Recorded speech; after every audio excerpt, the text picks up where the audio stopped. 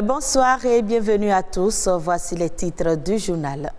La maîtrise de la démographie passe par la planification familiale. Le contrôle des naissances est encore un sujet tabou dans les sociétés africaines.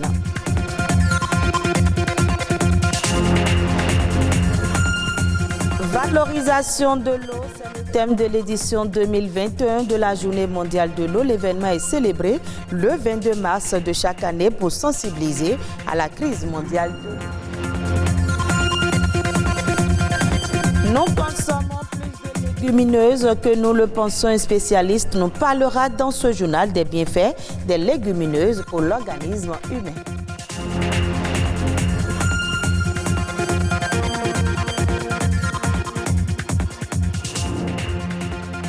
L'être humain est la principale clé pour l'atteinte des objectifs de développement durable. Maîtriser la démographie, c'est s'assurer une durabilité environnementale et l'atteinte de plusieurs autres objectifs. Cette maîtrise passe justement par la planification familiale. Dans les pays sous-développés à l'instar du Bénin, le problème de contrôle des naissances se pose avec acuité. Référence faite à certains indicateurs. Alessandra Diotan aborde le sujet avec les acteurs du domaine. Les naissances rapprochées, la prévalence de mortalité maternelle et infantile, les grossesses précoces et les avortements clandestins. Ce sont là autant d'aspects qui assombrissent la carte sanitaire du Bénin. Ceci avec un impact direct sur le développement. La principale panacée se trouve dans l'organisation et le contrôle des naissances. En un mot, la planification familiale qui passe par l'adoption de méthodes contraceptives. En la matière, les statistiques sont loin d'être satisfaisantes. Le nombre de femmes ayant adopté sur le nombre de femmes en âge de procréer, ça fait 12,4%. Vous savez, quand on va dans les coins les plus reculés, il y a certaines communautés qui n'ont pas l'information. Il faut leur donner la bonne information. Les hommes pensent que laisser leurs femmes se faire offrir une méthode, c'est ouvrir une porte à la dépravation. Il y a certains hommes qui pensent que c'est ça. Donc, ils s'opposent. Autre ça, c'est les barrières socio-culturelles. Il y a certaines religions qui s'opposent à la planification familiale. Au sein de l'islam, une des religions prédominantes au Bénin, la perception de la chose ne souffre d'aucune ambiguïté. Dans notre religion, plus particulièrement l'islam, le prophète Mohammed sallallahu alayhi wa sallam a plaidé pour la planification familiale. Parce qu'à son temps, il y avait un de ses fidèles qui est venu le voir que voilà, après l'accouchement, ma femme est encore tombée en grossesse. Alors le prophète a dit de faire ce qu'il appelait en arabe azl, qui est le coït interrompu. Donc c'était notre argument suprême pour amener les fidèles à adopter une méthode de planification familiale. Au sein de la plateforme nationale des structures religieuses engagées pour la promotion de la santé au Bénin, les leaders religieux militent pour l'adoption par la masse des méthodes dites de contraception. Aux côtés de ces leaders religieux, de jeunes ambassadeurs travaillent pour la même cause, et c'est à juste titre. Quand on regarde la structuration par âge de nos pays en Afrique de l'Ouest et particulièrement le Bénin, on a une population à charge plus forte que la population active. Et donc, il y a un besoin de restructurer cette configuration aujourd'hui. D'où l'intérêt de la planification familiale.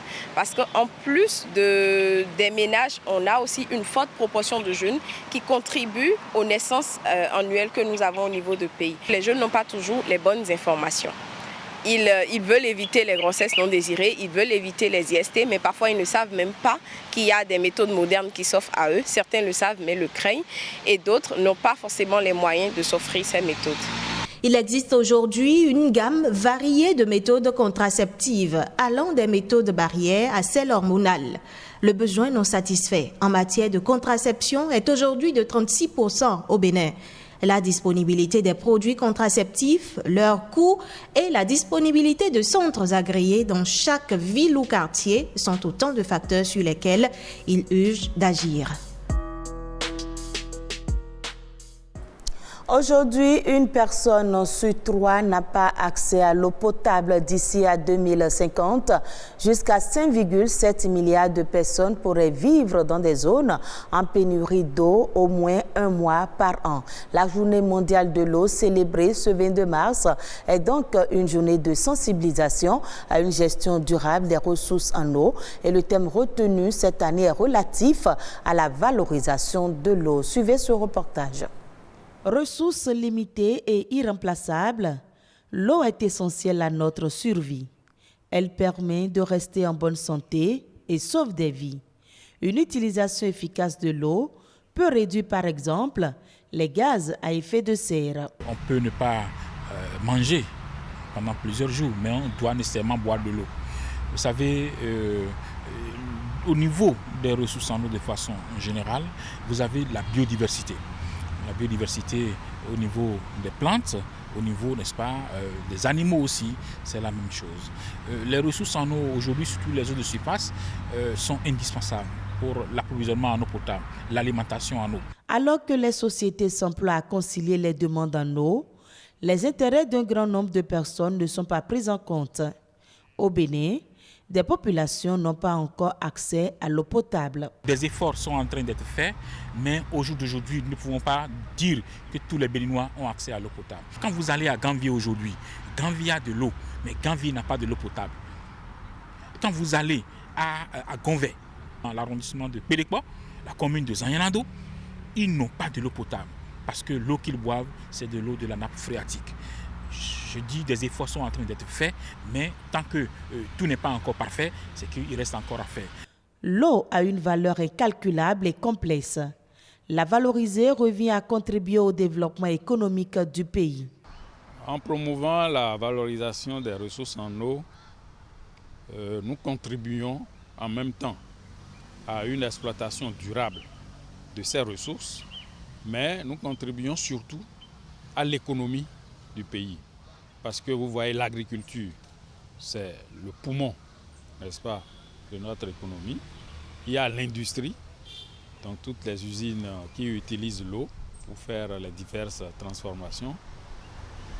Le commerce et l'industrie touristique aussi, qui attire des touristes. Tout cela contribue au produit intérieur brut du pays et donc à l'économie du pays. Sur nos plans d'eau de façon générale, lorsque on va faire des aménagements tels que les dragages, on pourra faire le transport fluvial. La pisciculture autour de ces plans d'eau, on doit pouvoir le faire. C'est une manière de valoriser.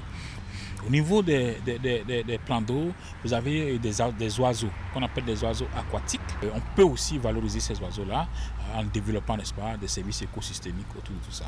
Donc, essayons au maximum de sauvegarder la valeur de nos ressources en eau. Que ce soit les plans d'eau, que ce soit les cours d'eau, que ce soit les eaux souterraines, c'est des éléments indispensables pour la vie et nous devons les sauvegarder, les protéger. Le rôle le plus important que joue la valorisation de l'eau se trouve donc dans la gestion de la demande et une meilleure allocation entre les utilisations. Les légumineuses sont des cultures importantes pour la planète Terre. Elles sont riches en nutriments et ont une teneur élevée en protéines. C'est une source de protéines idéale, en particulier dans les régions où la viande et les produits laitiers ne sont pas accessibles pour des raisons géographiques ou économiques. Patrick Zimvoedo nous parle dans ce reportage de l'importance des légumineuses et de leur mode de cuisson. Riches en nutriments, les légumineuses sont aujourd'hui des cultures essentielles pour l'humanité. Secs ou verts, elles sont des plantes dont les fruits sont contenus dans des gousses.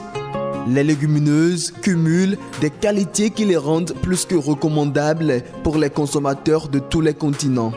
Quand des légumineuses, il faut savoir que c'est le haricot rouge, les lentilles, le pois vert, le cassoulet, le vanzon. Tout ce qui pousse dans une coque en égrène, c'est des légumineuses. Donc, les légumineuses sont adaptées à chaque individu selon leur santé. Et c'est un besoin qu'il faut dans le repas journalier, voire hebdomadaire, pour permettre à chacun de se ressourcer et de faire une bonne compensation des vitamines et minéraux. Comme la viande ou les produits laitiers, les légumineuses ont une teneur élevée en protéines et en acides aminés d'origine végétale pour l'alimentation humaine. Elles contribuent ainsi à la croissance et au développement de l'organisme humain. C'est riche en protéines végétales. Et parce que nous avons des protéines animales et des protéines végétales. Les protéines végétales, on en a besoin pour le maintien du corps. Les légumineuses contiennent naturellement de la vitamine B. La vitamine B, c'est la vitamine de la mémoire. Donc c'est pourquoi souvent les enfants, on leur conseille de faire la farine et de bouillir pour qu'ils prennent à certains âges. Et dans ces farines, vous verrez qu'il y aura le haricot rouge, le mil, le sorgho, tout cet ensemble des légumineuses avec les céréales à grains entiers se regroupent pour donner une tonicité à l'enfant, une bonne croissance. De même, celui qui est anémié, celui qui est dénutri, il doit prendre les légumineuses pour retrouver une bonne nutrition, une pleine forme. Bien qu'elles soient utiles pour l'homme, les légumineuses jouent aujourd'hui un rôle très important dans la protection de l'environnement. Les légumineuses permettent de lutter contre l'appauvrissement du sol. La culture des légumineuses nécessite moins d'eau. Les légumineuses, dans leur culture également, on utilise peu d'engrais chimiques parce que les légumineuses arrivent quand même à fixer leur propre engrais azoté. Et comme ça, elles permettent également de lutter contre les gaz à effet de serre. Beaucoup utilisent les légumineuses pour l'alternance des semences, pour l'alternance des cultures, toujours pour enrichir le sol. Sensibiliser alors l'opinion publique et les décideurs sur la nécessité de sauvegarder les légumineuses est le seul défi qui s'impose à toute l'humanité pour une alimentation saine et une planète en bonne santé.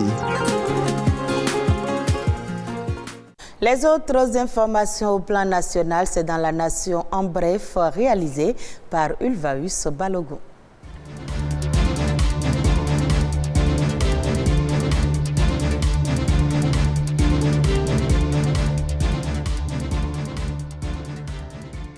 Le projet d'appui au développement de la filière anacarde et de l'entrepreneuriat agricole est désormais mis en œuvre. Il entend intervenir dans l'accompagnement des promoteurs pour l'installation de 3000 hectares de nouveaux vergers d'anacardiers, la réhabilitation de 10 000 hectares d'anciennes plantations, la production et l'utilisation des plants greffés de cajou sur 15 hectares de pépinières sous forme de prêts bancaires, l'accompagnement pour le renforcement et la modernisation de 10 unités existantes de jus de pomme cajou, le renforcement et la modernisation de 10 unités existantes de transformation d'amandes de cajou sous forme de prêts bancaires. Il s'agit à travers ce projet d'améliorer les performances de la filière de l'anacarde pour la rendre capable d'assurer de façon durable la sécurité alimentaire et nutritionnelle de la population et de contribuer au développement économique et social du Bénin.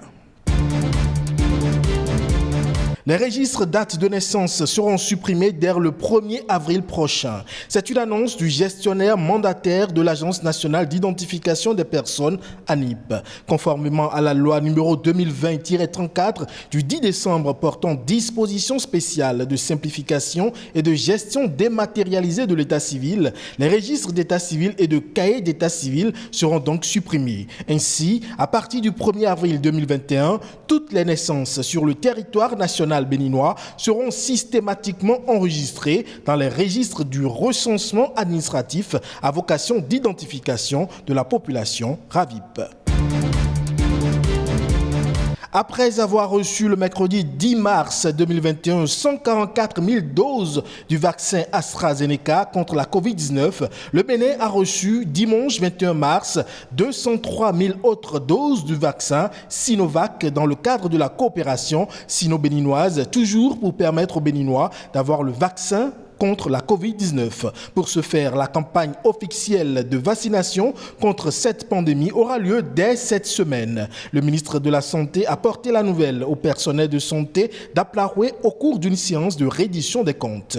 Les personnes âgées de plus de 60 ans et les agents de santé sont les plus priorisés pour cette première phase. À en croire le ministre, l'introduction du vaccin vise à protéger la population contre le développement du virus et ses formes compliquées.